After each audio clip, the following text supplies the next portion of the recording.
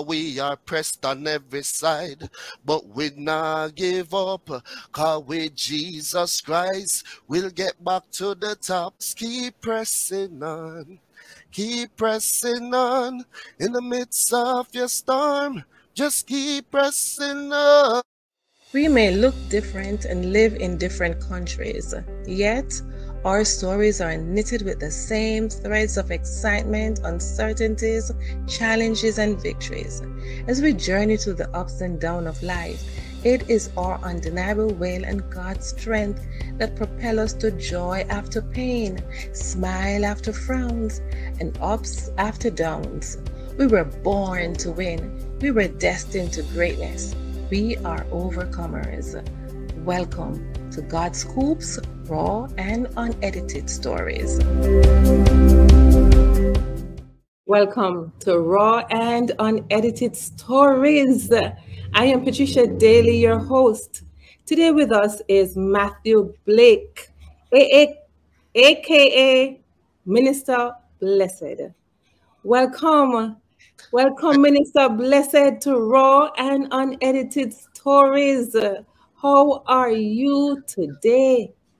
Hey, Pat, greetings to everybody watching online all over the world. It's good to be here on God's Scoop, here to brighten your day. Yes, thank you. I like that. So tell us, Matthew, you prefer to be called Matthew or Minister Blessed?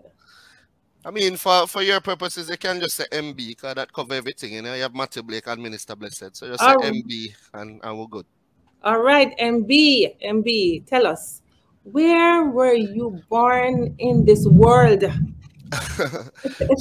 So I was born at the University Hospital of the West Indies on Mona campus. Born to Margaret and Michael Blake. Was born in the best month of the year, October. So looking forward to my birthday coming up in a few. So born and raised in Portmore in Jamaica. Came from a home that, really feared and believed God and raised us up in the knowledge and precepts of Jesus Christ. So from an early age, I get involved in, my parents and the choir. For those who know gospel from long time, before we even reach gospel reggae, you had Kevin and Robin doing dub poetry, and Kevin, is my uncle as well. So, from that young age, that's where we kind of even start performing some of their songs. So this thing go way back, what's that, the 90s? Wow. You were born in the 90s? No, I was born in the 80s. But my age. Because I thought you were a baby in the 90s. Oh my God. Okay, so Matthew, tell us something about yourself that might surprise us, all of us. Well, I did sometimes you have these personality tests, and I did a test recently, and it showed that I'm an introvert, which people probably would find surprising. I think over the years I've really come to like solitude, and I get a lot of recharge from just being alone, spending time in the word, or even having alone time. There's things that even though I'm a married man, there's still things that I do by myself. Like I'll go to a movie and watch a movie by myself. I'll go to the beach or a swimming pool and just swim by myself and spend some time by myself. So I think that's something that might surprise people, because people see me as a social butterfly, very outgoing, but sometimes even when I'm out at an event, after 2 hours, I'm ready to go home, more alone time, so to speak. So that might surprise people, because people might think, MB is always for the people and always interacting. But, I definitely appreciate solace and solitude. Well, interesting, because I thought so too, that you were a social butterfly. And I've been watching and listening to some of your videos, and see where you have just been ministering so much to young men around the world. And I just want to applaud you for doing that. And I want to talk to you about your career in music as a gospel performing artist. How has that been for you? There are ups and downs. So when I started So let me just backtrack way back. I got baptized in 1996, so that might give a semblance of my age. I attended Wolmer's Boys School, I attended Portmore Gospel Chapel, and what really got me into gospel music was when we had the big conversion of Papa San Jr. Tucker, Colin Davis. I think that was around 97. And then they started performing on the concerts around 98. And I remember I formed a group called the Blessed Group. It would be four of us, and we'd go around, we'd sing a cappella songs, we'd sing Junior Tucker songs, Papa San Stitchy, etc. But then as we used to kind of just do that for fun, but there came a point when, I rededicated my life to Christ in 1999. And through that is when God started to birth songs in me, in my spirit, and give me my own songs to start writing. So in 2001, I entered the Jamaica Youth for Christ DJ talent competition. So they had one at the parish, they had one at Portmore first, then they had one wider across St. Catherine, and then all islands. So we won at the time, it was me and my cousin Richie, and we won at the Portmore level, then the St. Catherine level, and then all island. I remember the judges for the all island were Moses and Gally Moore. So if people don't know them, people that is real legendary status from when gospel reggae just started. So that was what kind of propelled me to start performing on the grander stages, doing my own songs. So I was performing on Genesis. I was on Genesis 2000. What is that? Two? Yes, because this was 2001. So it lead you into Gospel in Motion in Christmas 2001, then Genesis 2002, Genesis 2003. So that was where I started. So I was recording at the time. I was just performing. And I performed all over, places in Kingston, St. Catherine, all over Jamaica, just performing. I never know about recording yet. So that's where I started from.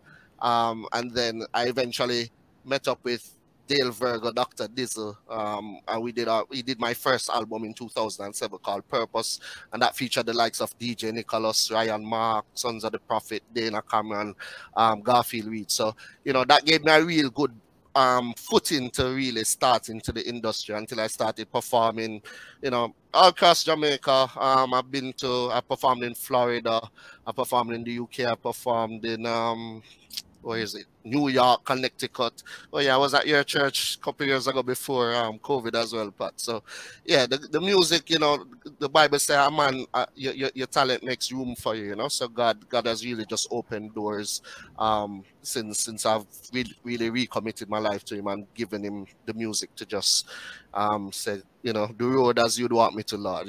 Here I am, just use me. Mm-hmm. That's interesting, and thank you for sharing that. So tell me, MB, how has your music blessed the market, the gospel performing artist market? How has that blessed them?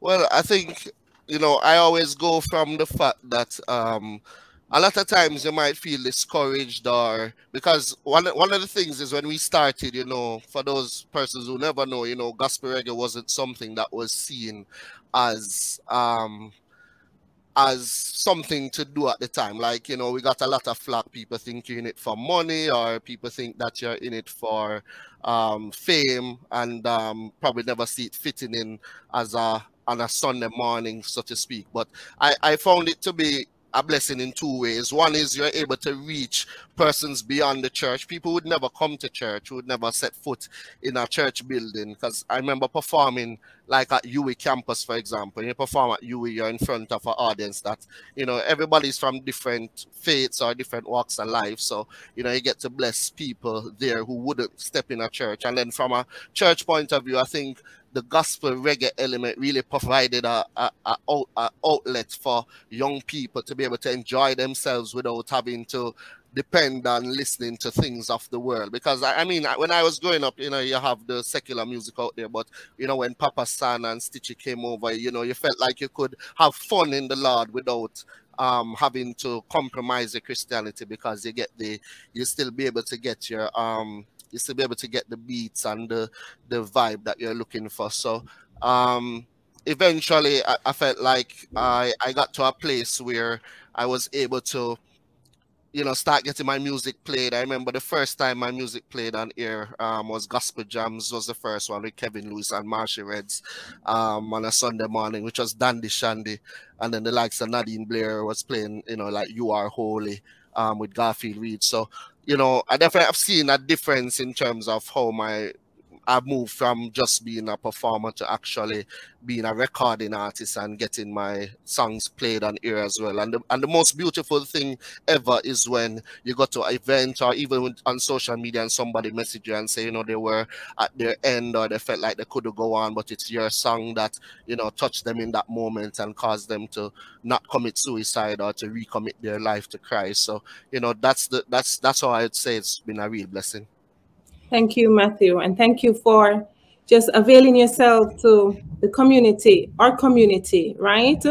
And I've heard that during COVID, many gospel performing artists really, really struggled to get their music aired. How was that for you? And how is your missionary missions now? So let me just backtrack a little bit because I'm not sure everybody might not know this, but I left Jamaica in 2017. January 31st, 2017, I actually migrated from Jamaica. So I live in an island called Guernsey, which is about an hour's flight away from London. So people kind of just see it as I'm in the UK, but I'm not technically in the UK. It's more like near to the UK. So I have not been as active on the local gospel scene as I would have been, obviously, not living there. I've been back a few times. I left 2017. I was back in 2018 with Lifer, and we did our event called We Are Come From Far. And then I came back 2019, October, and launched my 4th studio album as well. Now, when COVID hit, obviously, there were plans to do more events in Jamaica, more outreach stuff. But when COVID hit, it kind of obviously put all of that on hold, put all of that on pause, so to speak, because you couldn't travel, you couldn't go anywhere. And just to clarify where Guernsey is for persons who have never heard of it, it's basically lies between England and France. So it's called the English Channel. So we're actually closer to France. If we went on a ferry, we could reach to France in about 2 hours, whereas if we took a ferry to the UK, it would take about 4 hours or 5 hours. So just for people to get the proximity of where I am. But because we are such a small island as well, what happened was that the health management here was actually able to kind of restrict things, stop the going out, stop the coming in. And as a result, I think we went into lockdown March 2020, and by July, we were fully out of lockdown. We could roam free without masks. We could do things as normal again. And so I found that as an opportunity actually to do some music here, which I wasn't doing before. So I kept my first event here in October 2020, which was called Afro-Caribbean Fusion. So what we did was, because we know the culture that we're in here is much different from Jamaica. I don't think there's been a time we've ever had more than 12 Jamaicans on this island that we know of. So that's a whole different story in terms of, not necessarily being able to access food or the music or even the church culture that you might be used to. So I had to take a different approach. So I went from more of a cultural approach in terms of saying, okay, we're from Africa, we're from trying to bring African and Caribbeans together and showcase our music, but not diluting the gospel same way. Still doing my songs as Minister Blessed, but giving them a different vibe, so to speak, in terms of they're not used to that kind of music on this side of the world. So that's kind of how I was able to continue my music.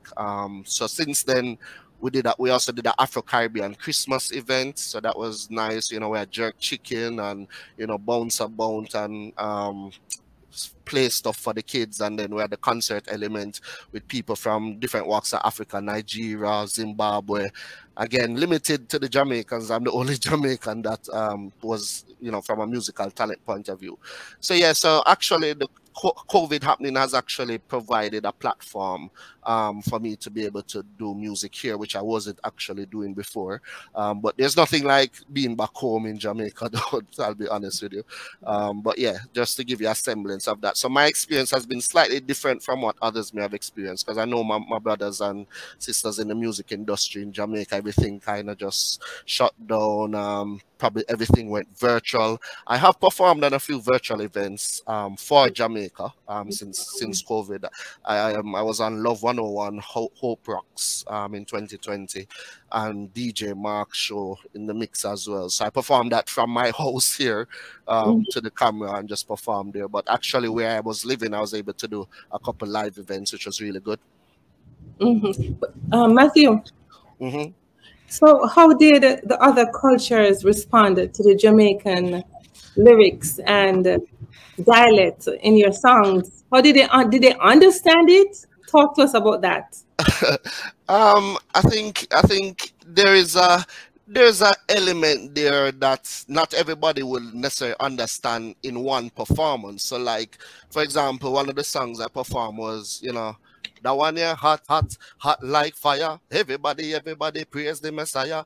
And for that, everybody are singing, the hot like fire, and them, and them getting to it and them dance and stuff. But the truth is that when you're in especially our Jamaican rhythms, and so you love the beat, so a lot of time people come, they just love the beat and the rhythms and stuff. But it's really when we get to more the quieter songs, and when you get to hear it over and over, that's when the message really kind of really comes through, so to speak.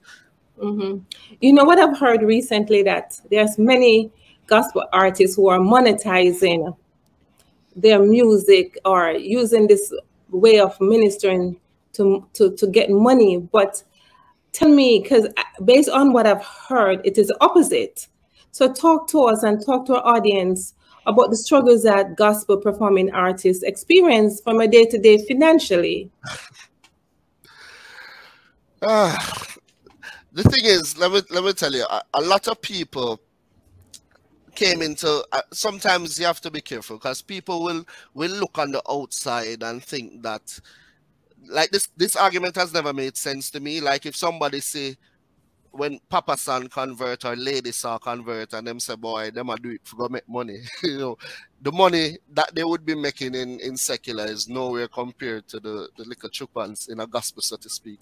So, it's a no-brainer there that you don't come to gospel for money. You must come to it because you have a real calling on your life and because you have a passion to do it. We have a few challenges. One is that the truth of the matter is that I think when I look back at the years, it has taken a while for us to get here, actually. I remember when gospel concerts were always free, always free, pay nothing to go in. And when you perform somewhere, the most you'd get is maybe, a corned beef sandwich and a tuna sandwich, and God bless you, and you go to your yard. But I think I've definitely seen an evolving of that over the years, when, for people to realize that gospel artists, our musicians, they need, this is, especially those who do this full time, and this is what is needed to pay their bills. Of course, there's a fine line between ministry and doing it because you love it, and at the same time knowing that you have your bills to go pay. So, there came a time, even when I was in Jamaica, there came a time when you had to start gauging it. Does it really make sense for you to get up, leave your house, put in your gas, pay the toll, your time, everything, and you come to this concert and you give out your all, and then people say, all right, God bless you, safe travel, go home. There's that balance of, you want to do it because you love the people, you love the ministry, you want to feed God's sheep, but at the same time as well, you have your bills to pay like everybody else. And the truth of the matter is, if the church and if Christians supported gospel music the same way that, I was going to say the same way the world support, but even some Christians do purchase secular music and do stream it and stuff. And the truth is, if they were doing that in the same way towards the gospel, we'd be in a much better place. I remember keeping a concert one year. There was the likes of Gotti, Omari, myself, Garfield, Lifer, and I think the ticket was maybe $250. This was 2012, and at the time, I mean, 250 is not, it wasn't anything, but you're trying to at least cover some of the costs. And I remember there's somebody who came with a group of, say, 6 people, and and they were asking for a group rate, if they could come in for $100 each or something like that. I'm like, and these people would probably pay $1,000 each to go to somewhere else, So we've had our challenges, and definitely, if you think about COVID as well, the truth is, whether you're in gospel or secular, the biggest income you could ever get is when you perform on a stage, right? Because when a concert is kept or an event is kept, you'd have sponsors, for example, or you charge an admission, and then you can then pay the bands and whatever. But obviously with COVID, that hasn't been there, so you've had a lot of musicians would be home and really not earning anything, and at the end of the day they have their family to feed, and some have had to turn to side jobs, so to speak, or try to do some other kind of work, because music is probably all that they have done. So I just think, and it's not just about gospel artists, but even musicians. I know musicians who are faithful to playing for their church, and they play the drum or they play the keyboard, and at the end of the day they just do it voluntarily. But sometimes they'll say, boy, somebody will call them and say they need some musician for some fest, and they must struggle between, should I go play because of my conviction, but then at the end of the day them need money. Money is something that we all need. So it's that element of making sure that our people in the kingdom are taken care of as well. So even when you collect offering or you allocate the cost for maintenance and keeping, we have to think about our musicians as well. Yes, absolutely. So Matthew, I thank you for sharing that, because I'm just trying to allow people to understand and empathize with the struggles of people who actually determine to give up their careers to be ministers of the gospel through music. And that's a very important field that sometimes we take for granted in Christendom. And I really appreciate you sharing that. I also noticed that you mentioned recommitting your life to the Lord at one point. What was it that caused you to really decide to come back to Christ, and what happened during that time period in your life? All right, so during that time period of my life, it's a couple of things, right? So one is, I mentioned earlier that I was born and grown in a Christian home. So there are certain things that you might feel would be as a default, like because you're brought up in a Christian home, or your parents are Christians, your family are Christians, then automatically you're to be a Christian as well. So there's an element of doing things for the wrong reason. Actually, I've shared this before, that when I got baptized, one of my motivating factors why I got baptized is because the girl I was dating at the time, she had gotten baptized like a couple months before, and I had noticed that she was kind of seeming to get close to this other guy. So even in getting baptized, I was hoping to, kind of get in her good books, to give me another chip on my shoulder, then, so that she say, yes, I'm gonna stick with Matthew. That was one of my aims as well. So the whole recommitting thing really came from when I was at Ulmer's. I started with ISCF. This was in 1999. So I'd gotten baptized from 96, but I wasn't really living a Christian life, to be honest. I mean, there's some things I did. I went to church, I did my devotion, etc. But I used to get into fights a lot. I'd have a really bad temper. I think when between second and third form, I probably saw the detention room over 30 times. So I used to give a lot of trouble. I used to get into a lot of fights. I used to, do a lot of things that I shouldn't be doing. And I still wore this Christian label, but it wasn't really in practical action. And I remember going to ISCF, and we really had an upper room experience. It was 1999. I remember the year we went to ISCF, and we did the usual thing, praise and worship. The word went forth, and then everybody started praying, and it was literally like the Acts experience. It was literally that experience, because we were in an upper room, because where the room was at the time was up the second farm block, and it was upstairs in this room. And I remember this Holy Spirit just filling that room. All of us praying, everybody speaking in tongues, and it was just a life-changing experience for me. So that's what really led me to recommit my life and say, God, this is, I'm ready to serve you now. There was a powerful story shared at that time as well, which was about someone who always listened to secular music. It was about this guy who always listened to like rock or rap, etc. And he always listened to it and ingesting it. And one day, when he was listening to it, for some reason he just started hearing the words, go kill your mother, go kill your mother, go kill your mother, and so he tried to kill his mother. And from that story was told to me, I realized how powerful music can be. So from that age, I decided I'm throwing away all of my secular music cassettes, all of my, well, not throw them away, but store them somewhere when I go see them, and just totally ingest gospel. So from that time, 99, I've kind of just tried to always just listen to gospel music, and I found it useful as well in my career, in that, sometimes somebody will do a song and somebody say, no man, I know you write that. You just rip it off another artist out in secular, etc. And I found that when I was writing my songs, I could always be confident that they were coming, from the Holy Spirit, and they were totally authentic and original, etc. Now, do I still think that way now, in the sense of, will I never listen secular music? I listen secular music now, in the sense that I from an educational point of view, so especially not being in Jamaica, etc., you're saying, okay, what are the youths listening to now? What are they ingesting? So, because you have to know what is out there for you to be able to then say, how can you then be relevant, or what kind of message you will be bringing. So I listen music from that point of view, but I don't listen secular music from a point of view of enjoying it, or because I just believe that we should keep our temples pure in that sense. Thank you for that, Matthew. And you know that we're living in a microwave society, and our millennials are impacted by that tremendously, right? And they can't even sit still for 15 minutes to listen to the word. Now, I know that through music, through reggae gospel artists performing, whether on stage or through Facebook or through YouTube, many of them can be reached.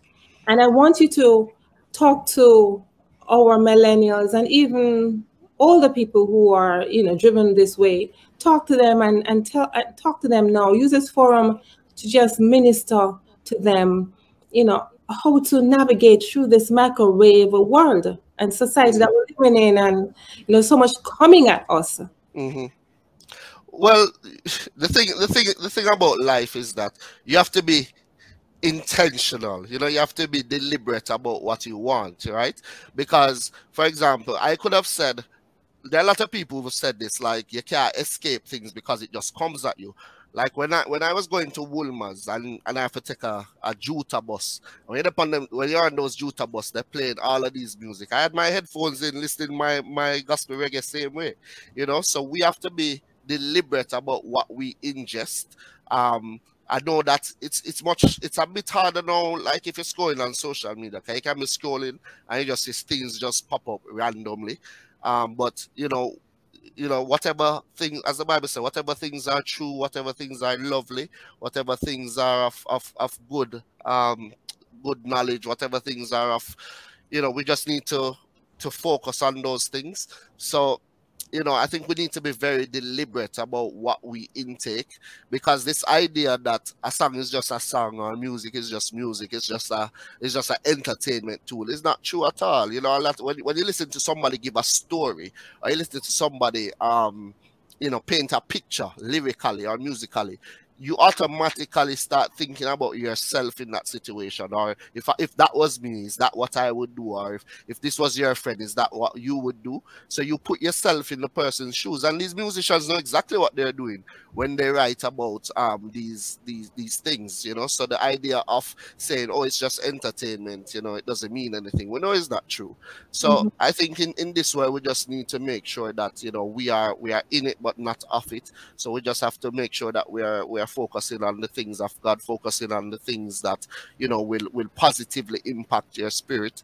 You know, when you're down and out and on your last, you know, sometimes that's the only time people remember to turn to God. But you know, sometimes when you're down at your last and you need a word, you know, you're not going to get that word out of just snatched out of the ear. It's because you've been listening to something, you know. So yeah, you're down. You remember Minister Blessed did say, just keep pressing on in the midst of your storm, and then, you know, that give you the courage to get through, you know what I mean?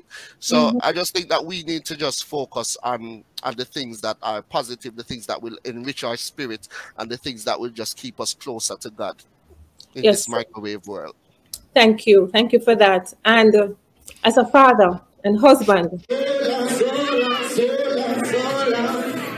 love for you is strong and my love is so as long as you know this song, you are the one, the one true love of my life. You are the one, so glad you are my wife. Of all the friends that we're making, I might not to end up taking. Don't know other option but those. And you want me till we're dating. And someone put a ring on it. And I really like this for you to sit on.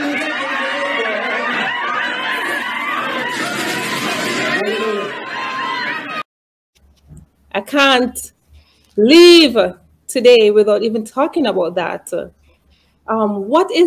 Is there anything that really keep you up at night?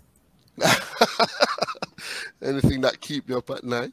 Well, my kids used to keep me up at night, but thankfully they're sleeping better through the night now. You know, Matthias is 4, soon to be 5, and O'Shea is 2, soon to be 3. So thankfully their sleeping patterns have gotten better, and you know, my lovely wife Oshana does her part as well. You know, I was being literal with that answer, but I do know you mean probably deeper than that. Like, you know, when you think about your children and you want, you know, them to have a good future, and you think about all the challenges that could come at them, and all the different things that come at them, you know.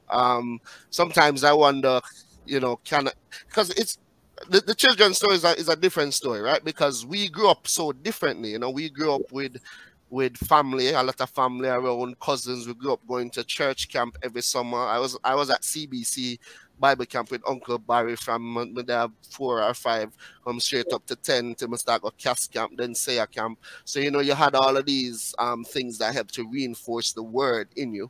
Whereas, you know, when you're especially in a foreign country, especially like where we are, you don't really have that, you know. Sometimes when we go Sunday school, our kids alone in the class, you know. So it's definitely a more tricky environment and culture. So I would say, you know, especially for those in Jamaica, thank God, you know, that you're in Jamaica, and you know, you're still in, you know, a society that's predominantly Christian, and people really value that. Because one thing about Jamaica, you know, even if the mother and father don't believe in a God, and them go Sunday school, kids them have to go same way, you know. But over here, it's a different thing, you know. People don't really prioritize that.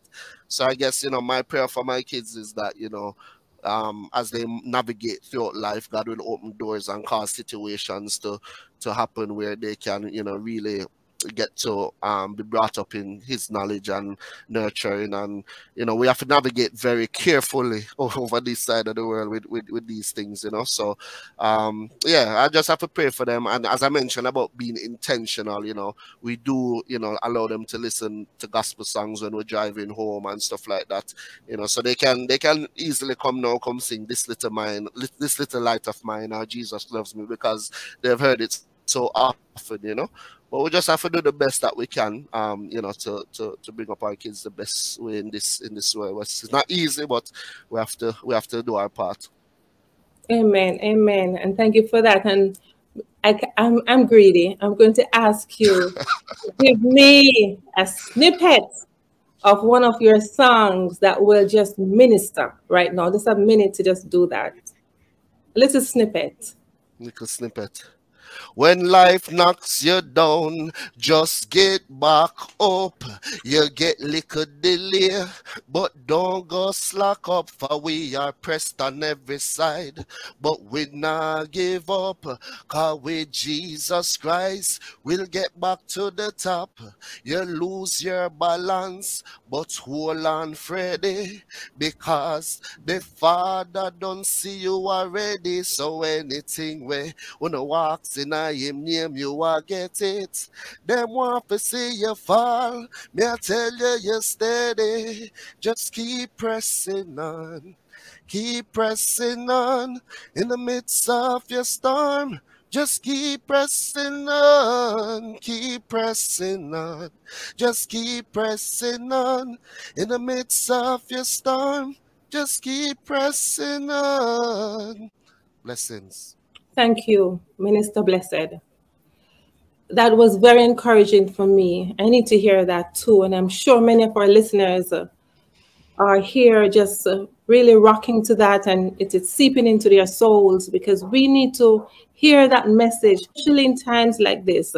Thank you, Matthew Blake, aka Minister Blessed, for coming here on Raw and Unedited Stories to just sit and talk with us. Thank you.